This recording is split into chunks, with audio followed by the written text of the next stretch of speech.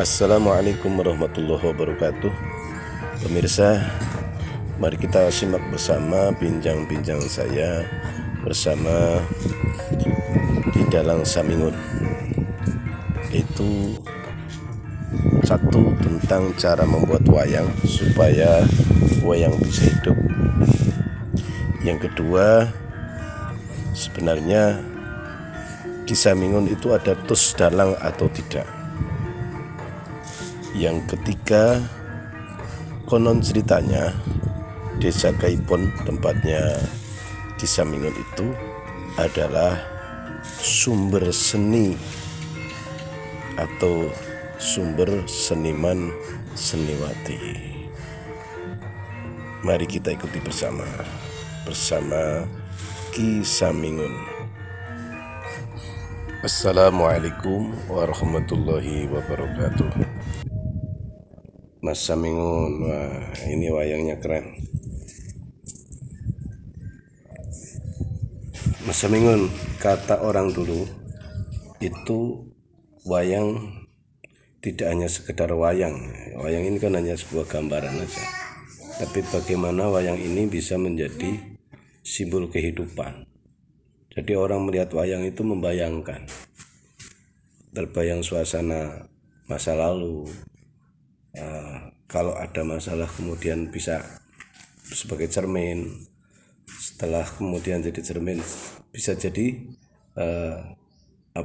salah satu titik tumpu untuk melangkah ke kemudian hari.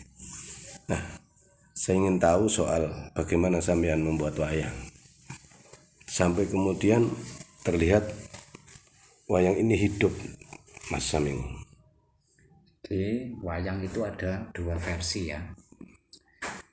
Wayang, kalau ingin wayang yang terlihat hidup itu kita membuat pasti ada tirakatnya ya. Dulu seperti dalang-dalang dulu itu kalau ingin membuat wayang Semar itu tirakatnya di tengah pasar. Karena pasar itu sumber keramaian. Dan Semar kenapa harus dibuat di tengah pasar, itu kata almarhum dalang-dalang dulu itu karena Semar itu pamong atau lurah. Nah, maknanya lurah atau pamong itu ngayomi khalayak ramai. Contohnya itu pasar lah, sanepane pasar lah. Pasar kan macam-macam, ana wong iki. Itu Semar. Dan kalau ingin wayang itu hidup, orang dulu itu pesen sama saya, kalau bikin ini ya, ini yang ini aja yang sudah jadi, kalau bikin itu dibuat teragangan dulu, dan bedel wondo, ini kan wondo ya, mata, biar kelihatan hidup, itu ya ada rapalannya, dan ini dibikin terakhir.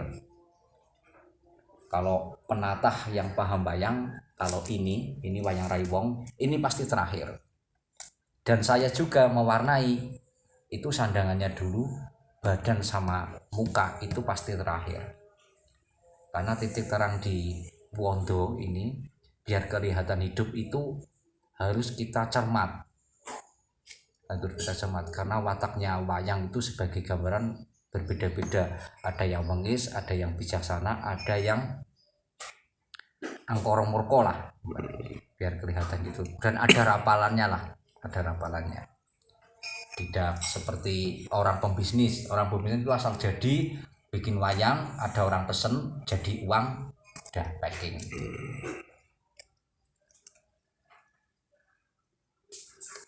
Nah, gambaran wayang lama sama wayang baru itu juga beda. Ini wayang lama, maaf ini gapitnya pakai penjalin.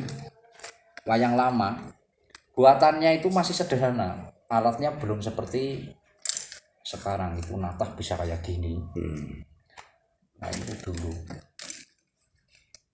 masih sederhana tapi hidup wayangnya. Ini sama inilah perbandingannya, bedan mata sama ini kan beda. Bahkan ini orang dulu loh, alatnya masih sederhana. Kenapa ini hidup? Karena ada kesan-pesan tersendiri lah. Mungkin jenengan pernah dikasih ilmu sendiri oleh kiai yang terkenal di Urut Sewu, karena saya yakin ini wayang tinggalan Wali Songo, Iya. dan di Urut Sewu ternyata banyak juga generasi Turiah Wali Songo. Dari siapa sampean Mas dapat? Saya dapat pesan karena saya orang Islam dan dulu saya itu mengaji itu di rumahnya Bapak Kiai Raden Fakhruddin, Gedung Uwak Bujangan. Itu pesan sama saya, setiap kita mau melangkah, setiap kita mau bekerja, apapun lah, setiap kita mau melangkah itu harus baca sholawat. Boleh dengar suara sholawatnya? Sholawatnya itu kalau sekarang yang lebih populer itu dipakai sama Kang Ujang Bustomi Cirebon. Nah, itu sekarang itu. Saya dengar sholawatnya Kang Ujang Bustomi itu mengingat saya waktu dapat pesan sama Pak Kiai Raden Fakhruddin. Ternyata sama. Itu Allahumma sholli ala sayyidina Muhammad. Allahumma sholli ala Muhammad ya Rabbi sholli alaihi wasallim Rabbi fanfa'na bibarakatihim wahdinal husna bihurmatihim. Itu segala macam pasti terijabah kalau lewat hati dan sama yang pencipta. Bahkan segala macam apapun itu saged bisa untuk tolak bala, minta rezeki, itu bisa, insya Allah bisa. Bahkan segala macam santet, tenung, teluh pun kalah sama selawat itu. Tapi dengan mengaplikasikan dengan untuk membuat wayang. Iya, saya pakai. Alhamdulillah, setiap langkah saya, walaupun gratul-gratul ya, itu saya pakai. Mas Samingun, Iya, saya tidak yakin sampean bisa dalang, iya, karena saya tahu bapakmu. Dulu saya ngaji bareng sama bapakmu di tempat Mbah Kiai Zarkoni Ambal Resmi, dan saya juga tahu proses bapakmu mendapatkan biung. Jadi tidak yakin kalau kamu bisa dalang. Mungkin ada petunjuk lain ini yang bisa meyakinkan saya. saya dulu aslinya tidak suka wayang. Dulu saya jujur, tapi waktu kecil saya suka diajak sama simbah saya itu beli wayang dan dijak nonton wayang. Itu kata simbah saya dulu, mungkin bapak saya bukan seniman ya, bukan seni, tapi simbah saya itu masih berbau seni. Simbah saya dulu. Dari bapak? Iya, Simbah dari bapak? Dari bapak. Dan dia itu mengabdi kepada almarhum Pak Dalang Slamet itu sampai tutup. Kalau sejarah lagi, kata seniman Purworejo, karena simbah saya dulu sering di Purworejo, itu kalau buyut saya itu bapaknya buyut saya itu katanya ketoprak. Ketoprak. Dan saya punya guru itu Mas Sunarpo Guno Praitno. Itu saya bisa nabuh gamelan, bisa memainkan wayang itu sama Mas Narpo. Dan motivator saya Simbah Basuki Hindro Praitno almarhum. Itu motivator saya. Mungkin ada cerita tersendiri nih di benak Ki Dalang Basuki untuk sampean. Sebenarnya siapa yang menjadi wasilah sampean bisa tahu ilmu pedalangan? Saya itu Ada turunan tadi, hanya turunan ketoprak toh? iya, turun ketoprak. Sama tukang batik. Buyut saya itu yang perempuan itu pembatik dulu. Oh, berarti juragan Tom dong. Itu kalau dulu. Juragan Tom. Ini Kaipon itu kan konon ceritanya sebagai sumber seni, Mas. Mungkin jenengan bisa cerita, Pak Dalang pernah cerita apa itu? Kata orang tua menurut silsilah ya onu Simbah le bercerita, Mbah Dalang. Mbah Dalang juga, Simbah almarhum Mbah Surdi, Simbah saya itu juga pernah bercerita bahwa Kaibon dulunya belum desa Kaibon, tapi namanya Dukuh Kebonan.